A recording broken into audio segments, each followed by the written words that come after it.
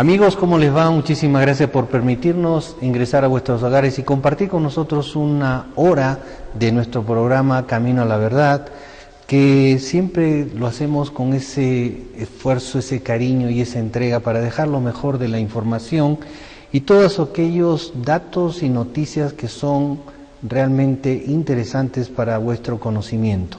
Para comenzar el día de hoy lo dejamos con el pensamiento que le hemos preparado.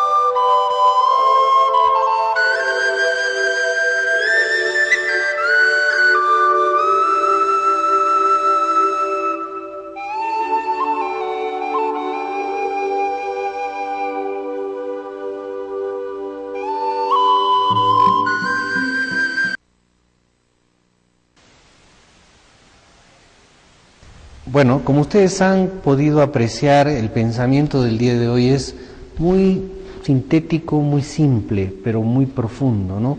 Séneca nos deja un pensamiento en el cual dice: no nací en un país remoto, mi patria es el mundo entero. Esta es una expresión muy bonita, ¿no? Y estamos hablando pues de muchísimos años atrás, y que ya este caballero pensaba, como yo siempre digo, yo no pienso como peruano, ni como chalaco porque soy del Callao, ni siquiera como cusqueño de corazón, yo pienso como terrícola. Y ese es mi pensamiento y así va a ser. Y ese es el pensamiento al cual todos debemos de ir, porque al no estar pensando como terrícolas o como parte del mundo entero, como dice Séneca, estamos dejando de apreciar la realidad de nuestro planeta.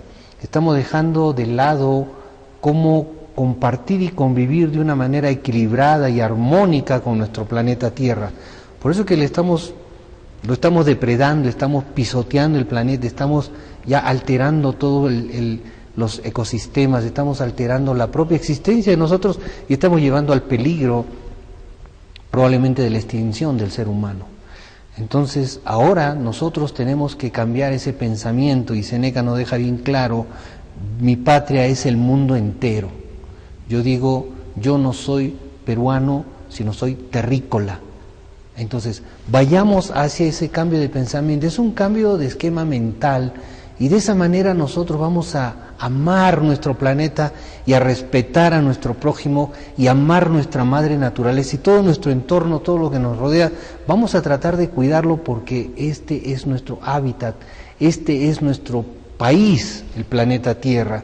Y si nosotros no lo cuidamos, no van a venir pues los llamados seres extraterrestres o lo que sea, o quien sea, fuera de este planeta a tratar de cuidarnos.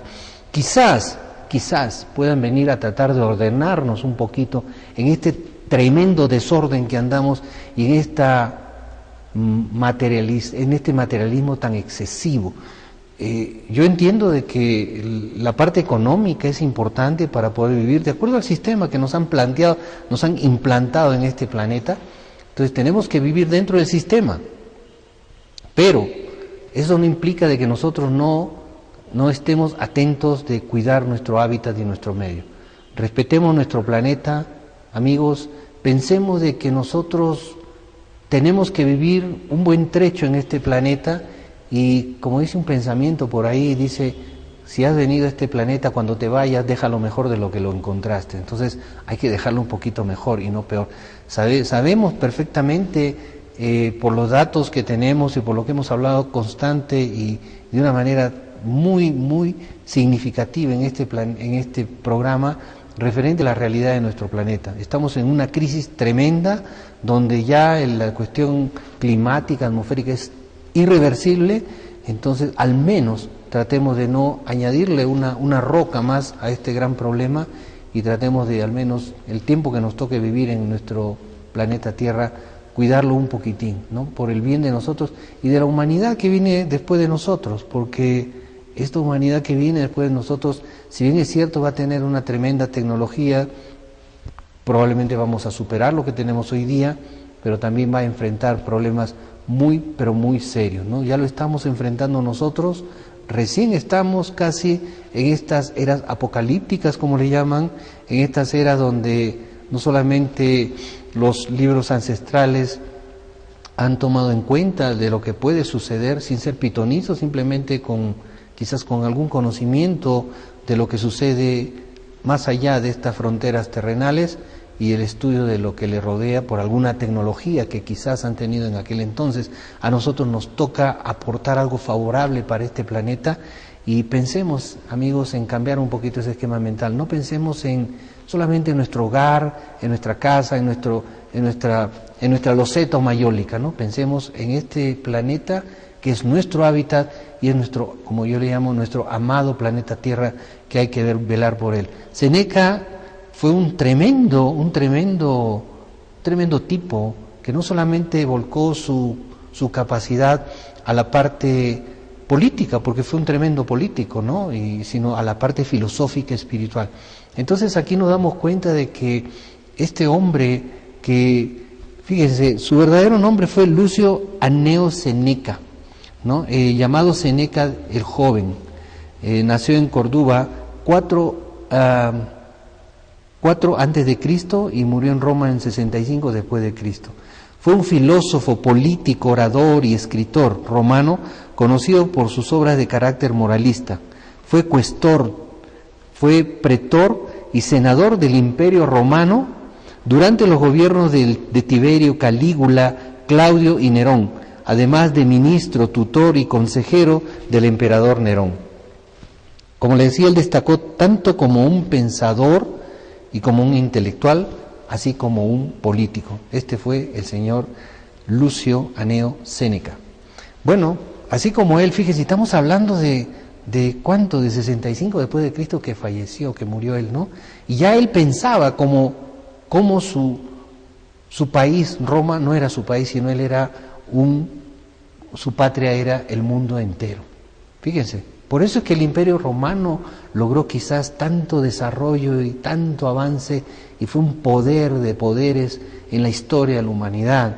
Gracias a estos hombres pensantes, gracias a estos personajes como Séneca, que no pensaba él como romano, pensaba como terrícola, y gracias a eso él tenía abarcado un pensamiento muy grande, y quizás ese nivel de pensamiento lo llevó a manejar un poder tan grandioso como el Imperio Romano, y fue asesor de casi todos los líderes romanos. Entonces hay que pensar así para poder tener un desarrollo mucho mejor. Si los peruanos pensáramos así, quizás el Perú estuviera en otro sitial, y puede estarlo en la medida que nosotros como peruanos cambiemos el estado mental y que pensemos de que el Perú es una parte de este maravilloso y lindo planeta llamado Tierra, al cual le merecemos nuestra existencia también, porque si en él, de dónde comemos, dónde habitamos, dónde tuviéramos esta maravilla de existencia que desgraciadamente la mano del humano la está maltratando. Así que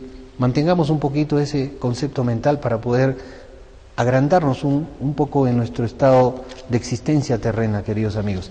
Hoy le hemos preparado un programa bastante nutrido para ustedes y esperamos que sea de vuestro agrado. Fíjense, tenemos una situación bastante crítica ya sobre la alimentación humana. La organización norteamericana ha dado la campanita de alerta, de que el pescado está contaminado. Vamos a hablar sobre este tema que es bien, pero bien delicado y que nos está estrechando un poquito nuestro hábitat de nuestro planeta. Durante las festividades de Año Nuevo, un buen amigo mío y hermano espiritual, Danilo Santamaría, limeño de corazón, él ha tomado unas fotos de un objeto volador no identificado justo a las 12 de la noche en una playa del sur de Lima, y ha tenido la gentileza de proporcionarnos a mí y a nuestro programa Camino a la Verdad las fotos que él ha tomado. Y vamos a comentar estas fotos porque son bien interesantes, ¿no? Es un caso bastante interesante que vamos a tratar de explicarle un poquito los detalles de estas fotos que sí son sorprendentes. Y guardamos otras fotos para la próxima semana que han sido tomadas en California, Estados Unidos, exactamente por mi hijo, y él me las ha enviado, que ahí las tengo, y las voy a pasar la próxima semana porque hoy tenemos el privilegio de tener a un tremendo amigo y caballero de gran conocimiento que nos va a acompañar en una entrevista, Francisco Bartra, este tremendo físico peruano que tiene unas ideas muy interesantes, y vamos a compartir hoy día una idea muy centrada, que la estrella de Belén pues simple y llanamente no fue una estrella, sino fue un ovni, un objeto volador no identificado. Y Francisco tiene y trae a este programa su sustento que vamos a compartir con ustedes, que es muy interesante. Así que llamen a la familia, a los amigos, a los hijos, para que se sienten un ratito y puedan compartir con nosotros este programa y esta entrevista. Vamos a hablar también sobre el problema que hay en Norteamérica, Estados Unidos, sobre el vórtice de hielo que se ha presentado en este país. Es realmente alarmante lo que está pasando en Norteamérica, y yo leí un comentario por ahí que después se los voy a hacer, que me causó un poquito de risa, ¿no? Pero de todas maneras, de repente es algo cierto. Vamos a hablar también sobre la llamarada solar. Hace un par de días ha habido una tremenda explosión solar justo en un punto donde direcciona hacia nuestro planeta Tierra, y el día jueves ha llegado ya esa onda del Sol hacia nosotros y ha chocado la megatosfera planetaria, y vamos a comentar sobre esto, ¿no? Bueno, amigos, comenzando ya al desarrollo de nuestro programa, que lo vamos a acelerar un poquitín para poder tener todo el tiempo disponible para compartirlo con Francisco. El pescado es uno de los principales alimentos de los seres humanos y del cual dependemos para nuestro ciclo de vida y de existencia. Pero hay un problema. La FDA, que es la entidad norteamericana que rige pues todos estos lineamientos de la alimentación, ha dado una campana de alerta que el pescado está contaminado, y nada menos que con mercurio, ¿no? Contaminado con mercurio. Y el mercurio es un producto que, si uno lo ingiere, pues puede traer problemas mentales, o sea, puede perder uno la memoria y puede afectar mucho al cerebro y al organismo del ser humano. Ahora, esta alerta la ha dado la FDA, pero lo curioso es que también dice, bueno, ustedes no pueden comer pescado, pero van a comer tantos gramos de y 2 veces al mes. O sea, para mí es algo tirado de los pelos, ¿no? Si está contaminado y se acabó. Yo no voy a decir, este pescado está bueno y este sí lo puedes comer estando en las mismas aguas y quizás a los mismos niveles de altitud en la profundidad marina. Pero fíjense, es bien alarmante lo que ha dicho la FDA. La FDA elabora una lista de pescados con alto contenido de mercurio, compuestos de elementos importantes como el omega 3, la vitamina B y las proteínas magras. Sin embargo, también pueden contener algunos contaminantes poco saludables como el mercurio. O sea, el pescado, por un lado, es muy beneficioso, es tremendamente beneficioso para el humano, pero en las condiciones en que se encuentra el día de hoy, pues ya vamos a tener la obligación de retirar un poquito de nuestro menú esos riquísimos ceviches, esos filetes de pescado, etcétera, ¿no? Ahora, este elemento tóxico presente en el pescado, nos estamos refiriendo nuevamente al mercurio, a causa de la contaminación del agua, pueden afectar al desarrollo cerebral y al sistema nervioso de quienes los consumen. Esta realidad causa preocupación en las mujeres gestantes principalmente, que ven en este alimento una fuente importante de nutrientes para el crecimiento y desarrollo de sus bebés. Con el fin de orientar a los grupos más vulnerables, la Agencia de Alimentos y Medicamentos de Estados Unidos de Norteamérica, FDA por sus siglas en inglés, que significan Food and Drug Agency, ha publicado unas directrices para niños y mujeres embarazadas y para las que intentan entrar en proceso de gestación. Inclusive las relaciones de peces no aptos para el consumo y otros que sí se pueden consumir, pero atendiendo a ciertos gramos por mes y cuántas raciones deben ingerir. Esto a mí realmente me parece, como les decía, un poco chistoso, porque si el mar está contaminado y los peces están contaminados, y esto ya no es solamente por el efecto de Fukushima, que hemos hablado otras veces de la central atómica que está derramando 300 toneladas de agua tóxica diario al océano, y aparte de las piscinas que se están desparramando por las partes de abajo, no solamente es eso, hay todo lo que botamos y tiramos al mar, los desechos de las minerías, nosotros mismos los seres humanos que tiramos tanta basura al mar, ¿no? A través de los desagües, los desfogues de los desagües. Entonces, somos 7.000 millones que estamos infectando el océano y la vida marina, y eso es un boomerang que nos está tirando encima de la cabeza. Ya la FDA dio la alarma. Entonces a mí me encanta el pescado, yo soy del Callao, me encanta el ceviche, la parihuela, la jalea, me encanta, y me da mucha pena que ya voy a tener que eliminar de mi alimento que sustenta mi vida y mis gustos el pescado, porque a este paso nuestro proceso alimenticio se está estrechando, nos están acorralando a tener que alimentarnos de qué, ¿no? Si los vegetales y todo lo que hay en la agricultura está a base de pesticidas, ahora los peces que están contaminados, el aire que está malo, entonces ¿a dónde vamos a ir a parar? Por eso yo les decía, preparémonos para lo que se está viniendo, y ya estamos encima de eso de que se está viniendo, ya está acá. Tanto el clima como la alimentación va a ser, y el agua, el líquido elemento, va a ser un problema muy crucial dentro de poco. Y esto no es alarmar a la población, sino simplemente decirle, amigos, miren lo que se está viniendo, miren en qué estamos, así que tomen sus medidas, tienen que buscar suplementos alimenticios para que puedan soportar el embate de la naturaleza, los cambios climáticos, el efecto del UV que afecta a nuestro sistema orgánico, afecta a la vitamina B, ya lo hemos explicado. Entonces hay que prepararse para estos momentos difíciles, porque no solamente es el cambio climático, no solamente es las tormentas solares, sino que ahora es que nuestro planeta está siendo infectado de una manera gravísima por todos los contaminantes que existen. Y ahora el mercurio saltó, como dice un amigo por ahí, saltó el peine, ¿no? Ya el mercurio está infectado en los peces. Entonces, es una pena esto, ¿no? Porque hay mucha gente de las costas, en el Callao, en mi Callao querido, la gente se alimenta de pescado, en las serranías, en las lagunas también se alimentan de peces. Entonces, estamos en un momento crítico y hay que comenzar a generar una nueva acción mental para direccionar nuestro proceso alimenticio de una manera diferente. Vamos a tener que alimentarnos diferente. Eso es un hecho rotundo y contundente.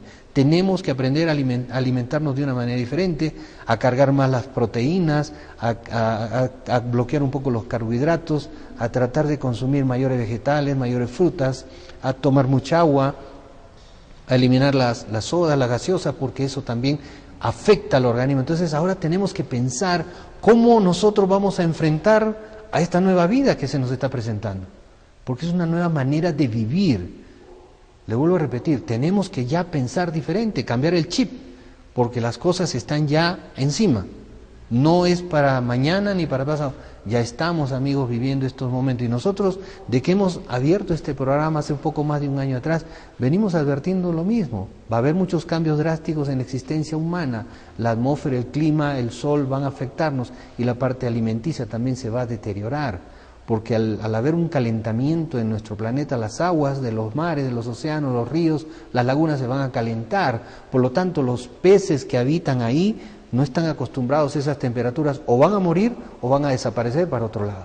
Así de simple. Y lo mismo, la flora y fauna del planeta Tierra tiene que cambiar por este efecto. Y el humano, con mucho mayor razón, su campo electromagnético está variando, al variar el campo electromagnético solar, que nos estamos afectando. Entonces, hay muchas cosas que están ahí puestas sobre la mesa y que no se están viendo. Entonces, yo los invito a que se pongan a pensar un poquitín en este nuevo esquema de vida que se nos está presentando y que tenemos obligatoria y necesariamente que afrontar.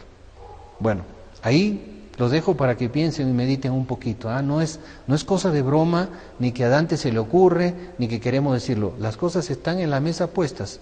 Nosotros hablamos con la verdad en este programa, tratamos de acercarnos un poquito a ese título de camino a la verdad, buscar la verdad, y eso es lo que le volcamos a ustedes. Quizás algunas autoridades no dicen, no hablan de esta situación, pero nosotros sí, gracias a la libertad que nos dan los directores, los directivos de este prestigioso canal, tenemos la posibilidad de hablar aquellas cosas que no las hablan por otros lados. Y eso quiero agradecerlo con un paréntesis muy grande al señor Alosilla, a su digna familia y a este prestigioso canal. Bueno amigos, cambiando de tema, ahora vamos a hablar sobre un ovni que fotografió un buen amigo mío, Danilo Santamaría. Danilo, si nos está viendo, un fuerte abrazo, mi hermano, y te agradezco por estas fotos que nos has enviado. Bueno, resulta que Danilo estuvo pasando el día de Año Nuevo en una playa en el sur de Lima, ¿no? Vamos a pasar primero las fotos normales que tomó y después vamos a pasar las fotos en zoom, ¿no? Para que ustedes la vean. Vamos a mostrarles, Vitorino, por favor, las fotos normales, las primeras fotos. Esas son las fotos normales que Danilo tomó en una playa del sur, que vamos a tratar de describirla un poquito. Ahí tienen el cursor que está señalando una luz extraña que hay en el cielo. Bueno, Danilo me escribió y en algún momento vamos a tenerlo en directo para que él mismo nos cuente personalmente, de repente vía Skype, cómo pasó esto, ¿no? Pero me escribió todo un speech referente a esto que estamos viendo ahorita. Siendo entre las 0.30 y la 1 horas del 1 de enero, dice él que estábamos celebrando el Año Nuevo en el kilómetro 70 al sur de Lima, en la playa de Puerto Nuevo. Este lugar queda exactamente a 10 kilómetros del pueblo de Chilca. Desde las 0 horas del 1 estaban en todo su apogeo los juegos pirotécnicos. Estábamos ubicados en la línea recta a 150 metros del mar y estos juegos artificiales se desarrollaban al lado izquierdo de nuestra posición en la playa Las Lagunas. De repente noté sobre el lado derecho una luz brillante, que es la que estamos viendo ahí, que se desplazaba lentamente en el margen derecho. Un amigo me pasó la voz y me dijo, ¿sabes qué? Tómale una foto del objeto.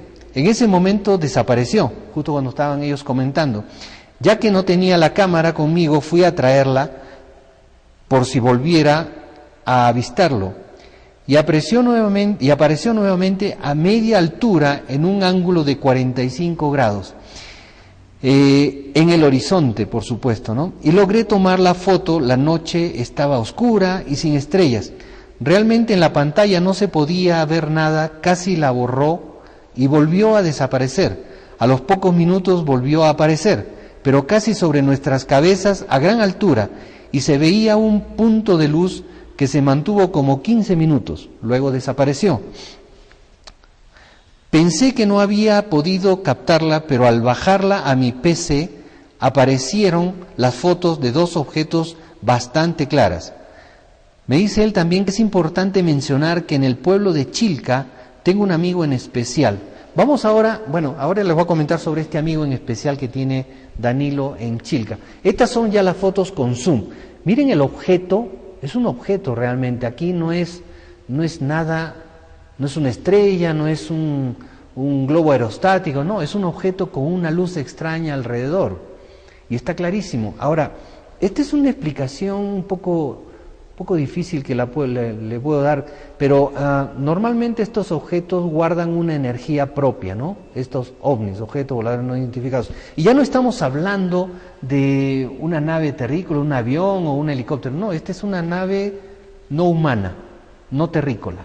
Entonces, este objeto tiene una energía propia y probablemente alrededor de este objeto ellos mismos crean un campo magnético, ¿no? Algo como para desgravitarse, porque eso les permite desplazarse a grandes distancias y les permite quizás, probablemente, atravesar dimensiones.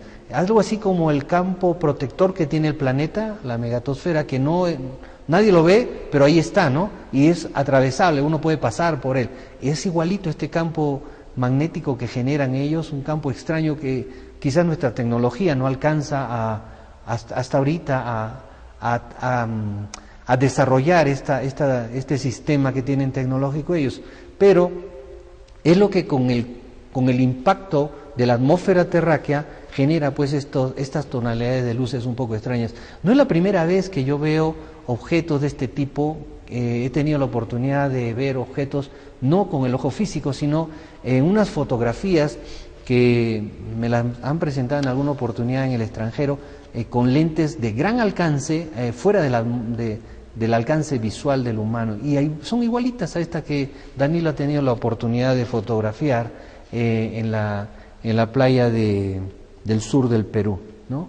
Ahora, él tiene un amigo en Chilca, al cual yo también lo conozco, fuimos con él en una oportunidad, porque con Danilo hemos recorrido muchas de estas experiencias de fenomenología ovni y paranormales.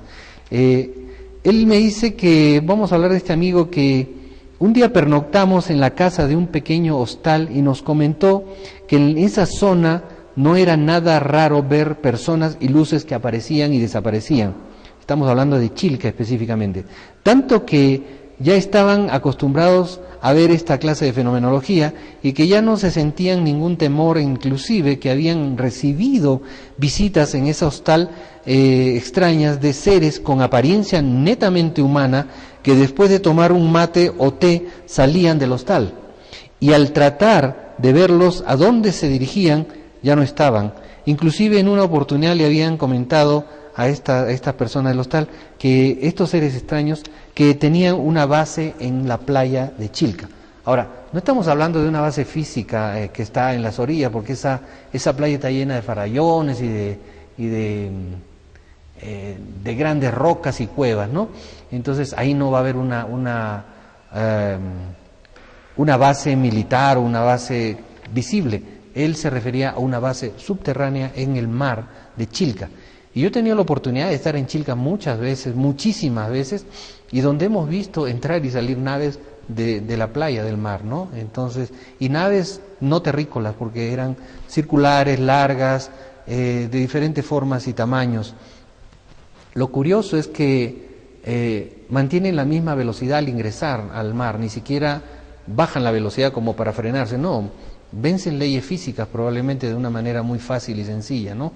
Por su protección que tienen como aparato, digamos, este es el aparato, ¿no? Y alrededor tienen una protección, tienen probablemente algún sistema, pienso yo, de gravitacional que les permite moverse con mucha facilidad, o algún campo electromagnético que también les permite moverse, porque ellos vencen leyes físicas, entran al agua, entran a los volcanes, atraviesan la atmósfera con facilidad, van y vienen, suben, bajan, van a la luna, se acercan al sol. Entonces, cosas que son un poquito tirar los pelos para nosotros como terrícolas dentro de la tecnología que conocemos, ¿no?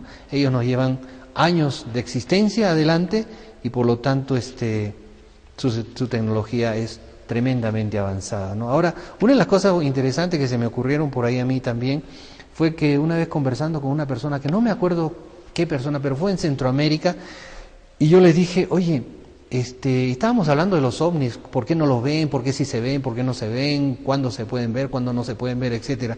Y salió la conversación esto, me dijo, hubo una historia dentro de la historia de los mayas, ¿no? Que cuando los españoles, ¿no? Cortés, estos asaltantes llegaron a Centroamérica, llegaron en barcos, pero, oh maravilla, los centroamericanos no vieron los barcos, sino solamente vieron a los que bajaron y aparentemente venían caminando sobre las aguas, pero no fue así, ¿no?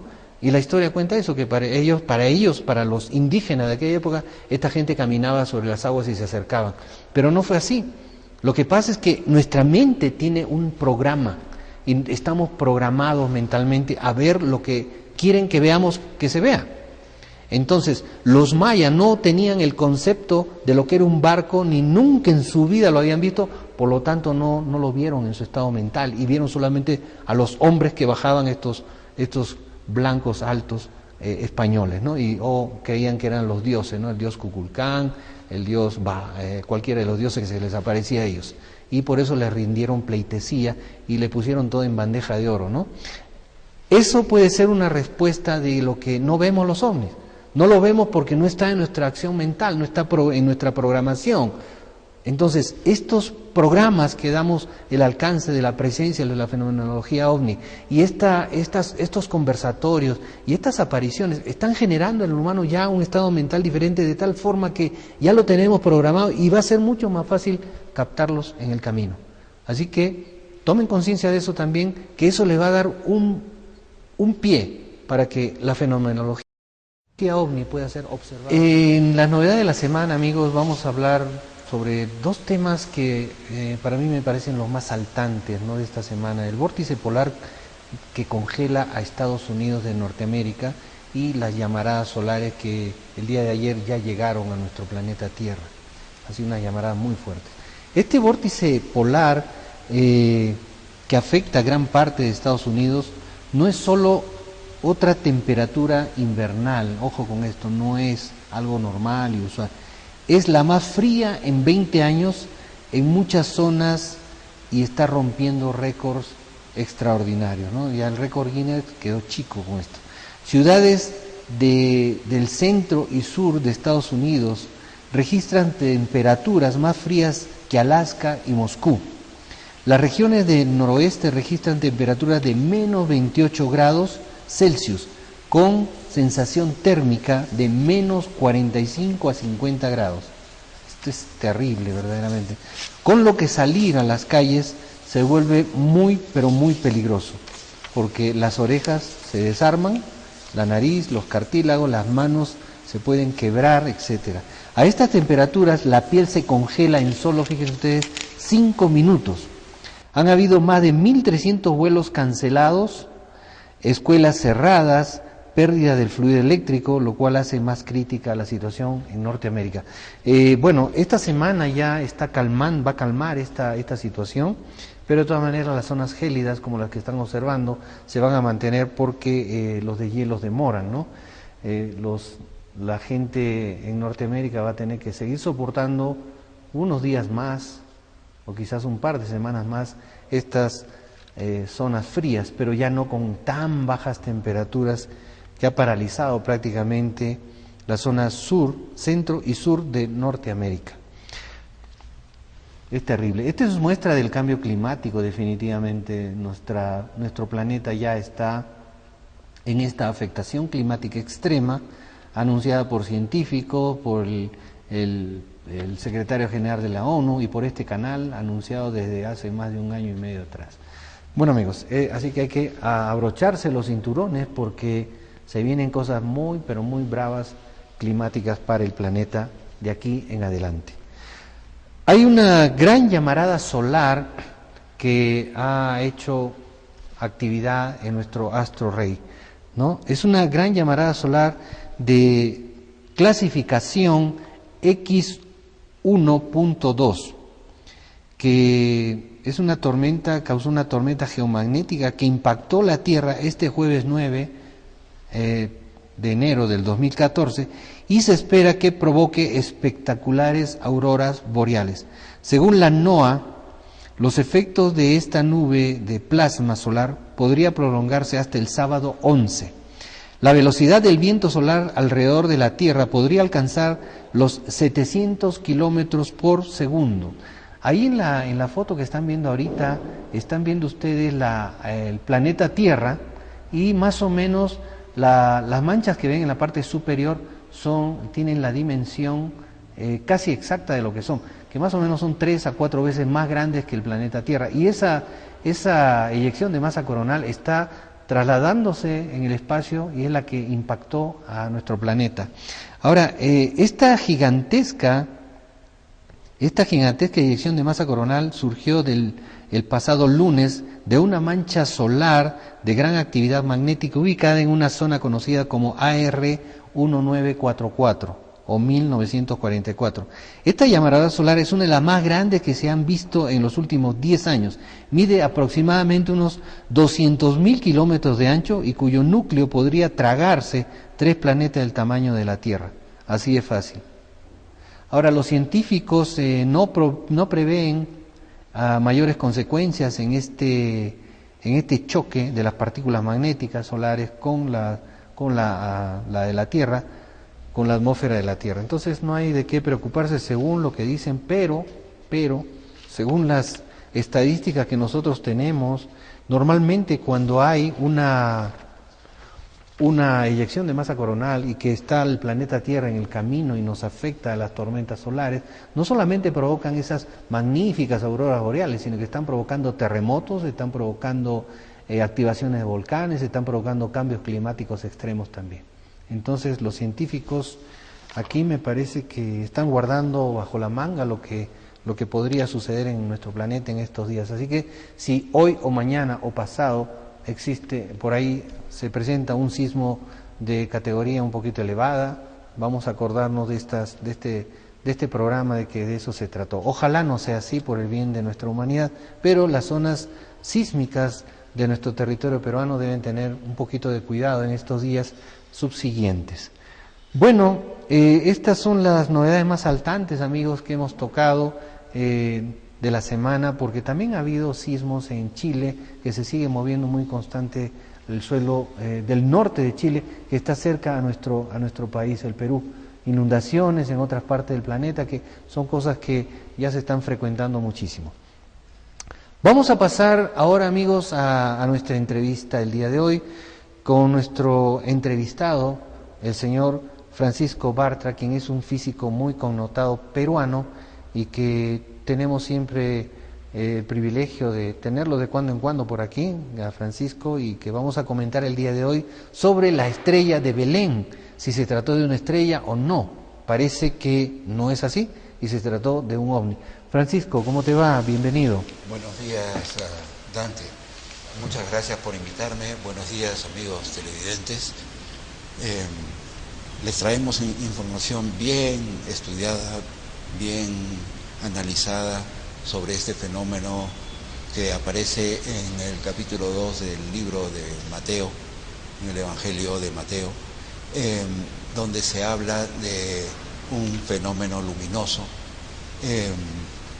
que guió a unos astrólogos desde una zona de Persia, más o menos unos 1000 kilómetros de distancia de Jerusalén, hasta Jerusalén. Y después los terminó de guiar hasta Belén, la ciudad donde nació Jesús el Cristo. Bueno, la mayoría de los expertos en astronomía y los que han estudiado este tema siempre lo han asociado con un fenómeno astronómico, pero han cometido varios errores que nosotros vamos a destacar en esta entrevista el día de hoy. En primer lugar, la palabra estrella viene del latín stellum, que significa resplandor, de tal manera de que un resplandor a nivel de la superficie de la Tierra también para los antiguos era un stellum, de tal manera de que los estudiosos se olvidaron que hay que entender en qué idioma hablan los antiguos y en qué forma ha sido escrita la Biblia para poder ubicarnos.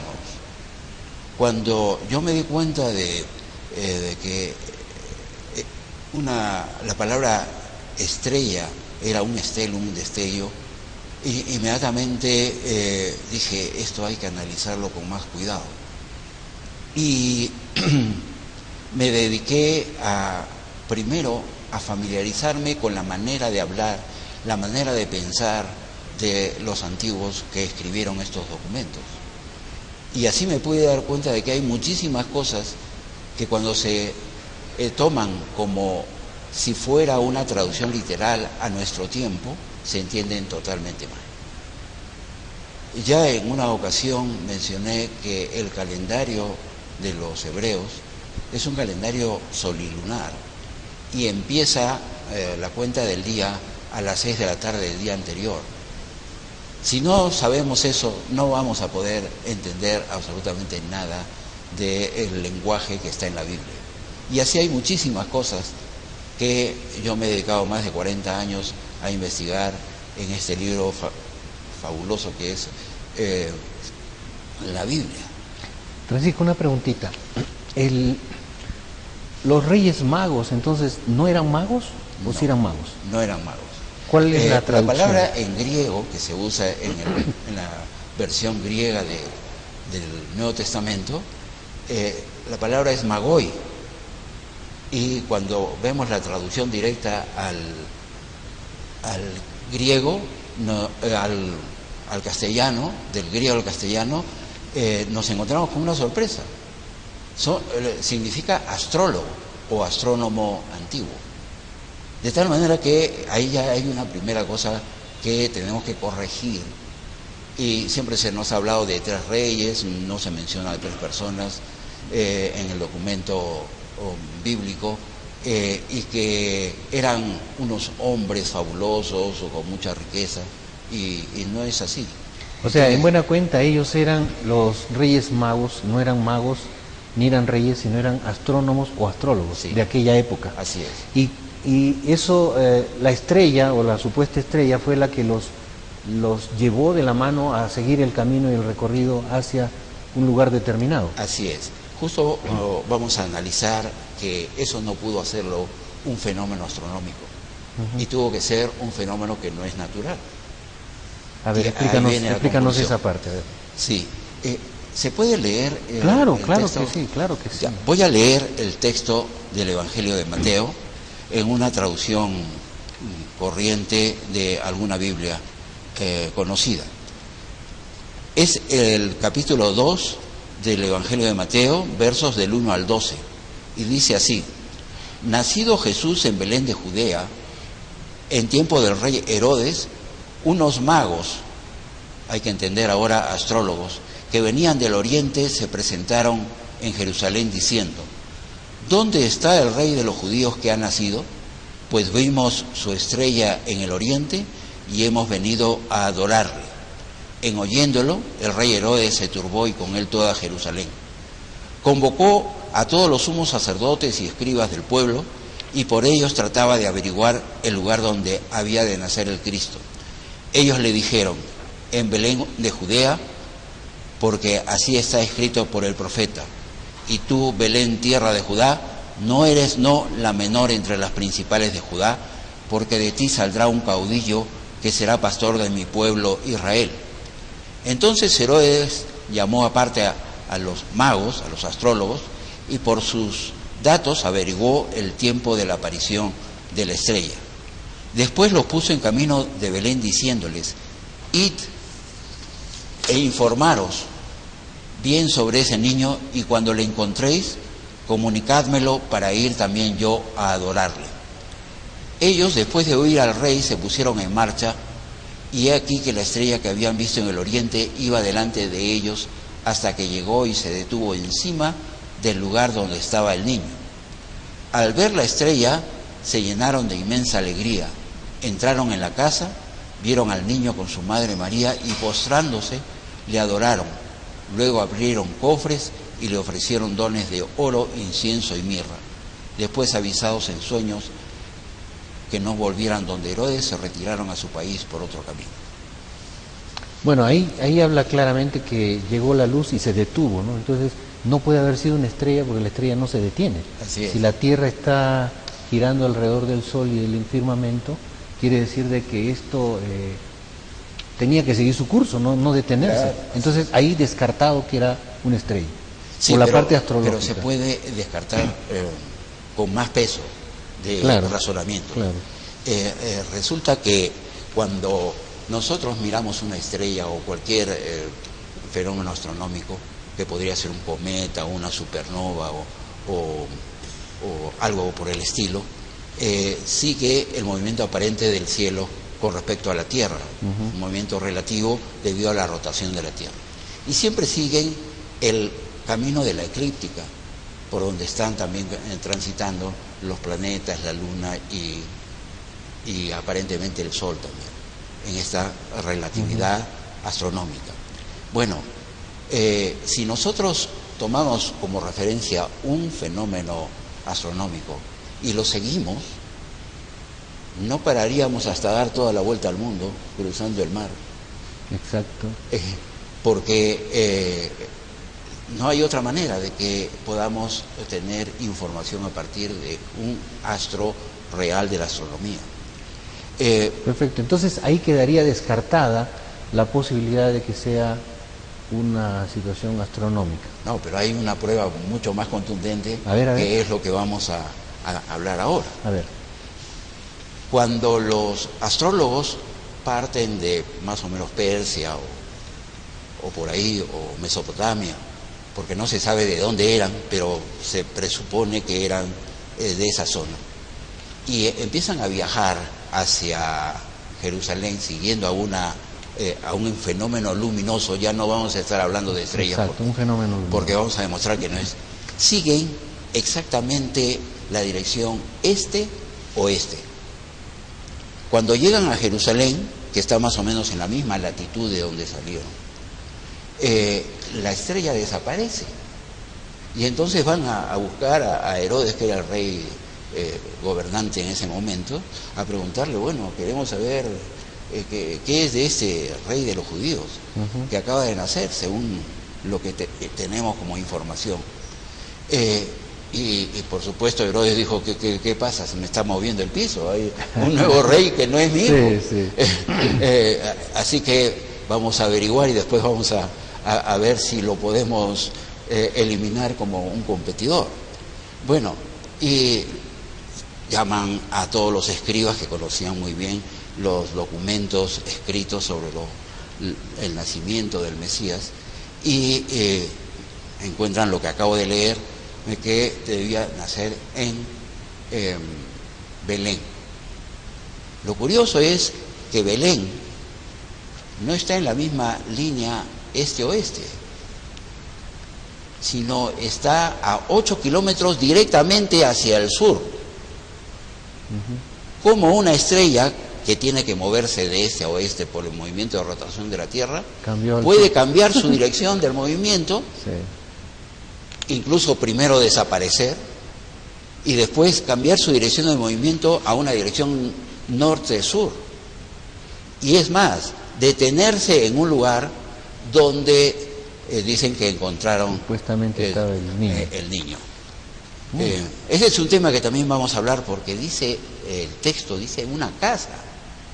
O sea, no era una cueva, no era un pesebre, ni una no casa. Era nada de eso, sino una casa. O sea, el niño ya tenía su casa. Tal vez un año de edad o algo así.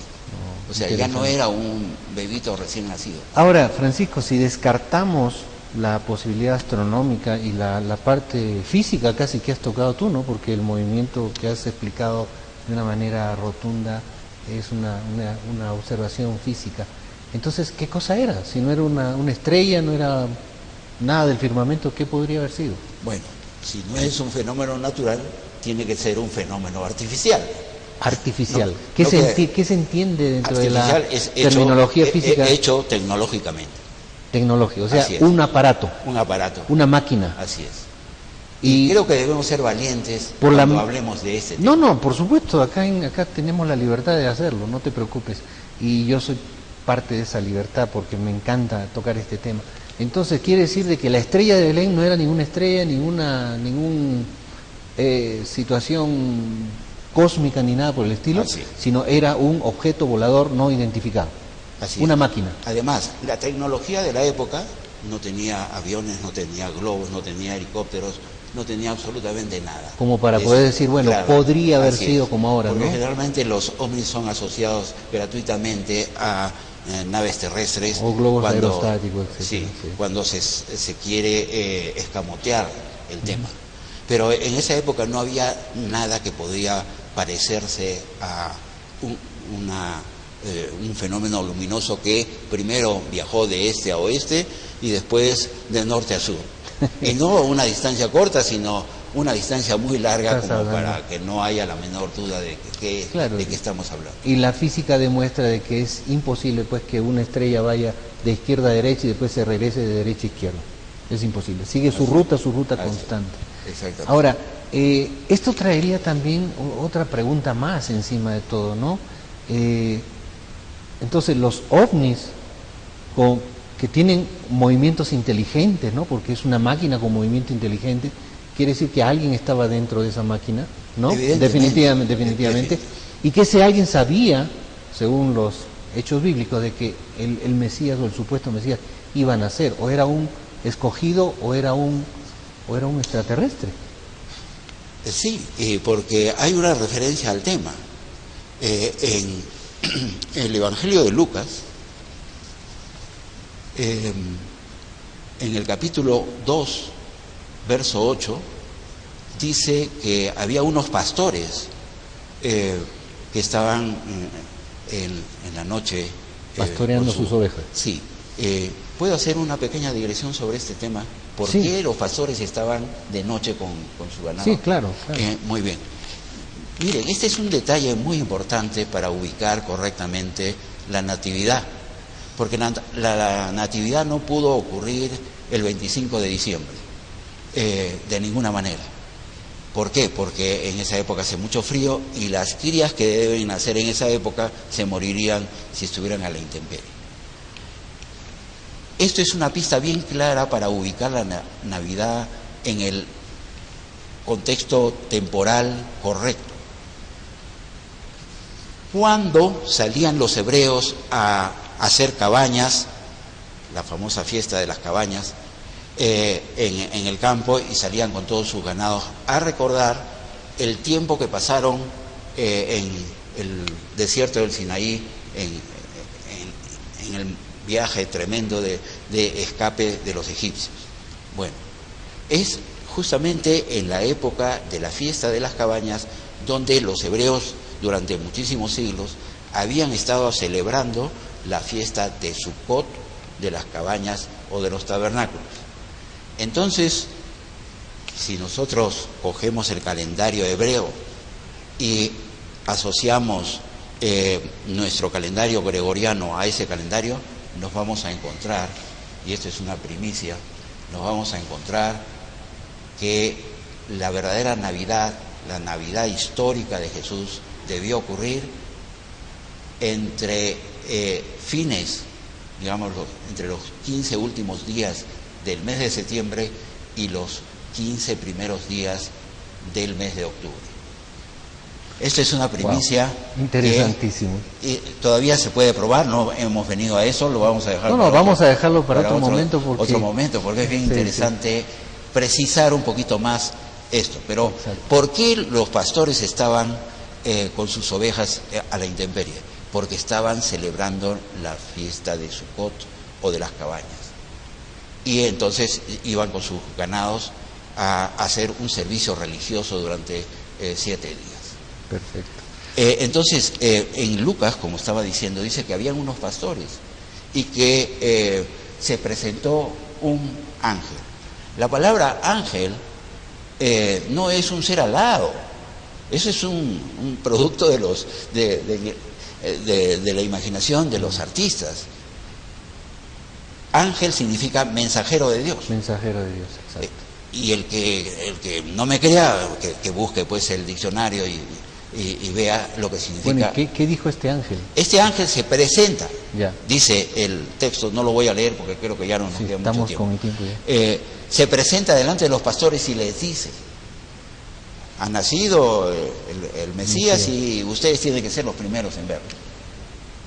Entonces yo supongo que los astrólogos supieron que ese resplandor, ese objeto luminoso que los guió por 1000 kilómetros hasta Jerusalén, se comunicó con ellos para indicarles que esta estrella era una estrella enviada para que ellos supieran que había nacido este personaje tan fabuloso que ha cambiado toda la historia de la humanidad durante unos 2000 años. Muy bien. Entonces, ese ángel de repente era uno de los que estaba dentro de ese objeto volador no identificado. Con toda probabilidad. Francisco, muchísimas gracias. El tiempo aquí en televisión vuela. Muchísimas gracias por tu presencia y te comprometemos para otro momento que estés por acá. Correcto, y muchas gracias, y gracias a los televidentes que me han tenido paciencia. No, las gracias a ti. Amigos, bueno, el tiempo nos ganó, esto es todo por hoy, muchísimas gracias por su presencia, esperamos de que este programa haya sido de vuestro agrado y los esperamos la próxima semana en este mismo canal y a esta misma hora. Recuerden que todo aquello que se genera en la mente repercute en el mundo físico terrenal, por lo tanto pongamos todo lo mejor en la mente para que nuestro entorno se modifique a nuestro provecho y placer. Que este majestuoso universo los ilumine hoy y siempre. Nos vemos la próxima semana y muchísimas gracias.